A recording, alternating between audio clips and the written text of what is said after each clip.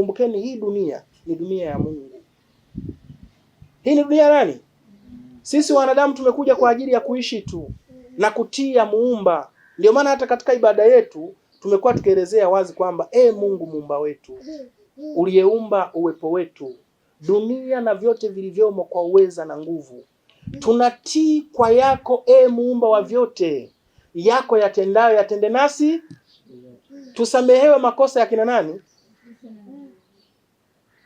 Ukifuatilia hapo utagundua wazi kwamba dunia hii ni ya Mungu na sisi viumbe ni wa Mungu, na hakika kwa Mungu tutarejea.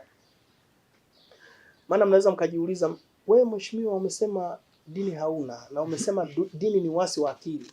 Sasa nini mbona tena mnasema Mungu? Mungu hayuko kwenye dini.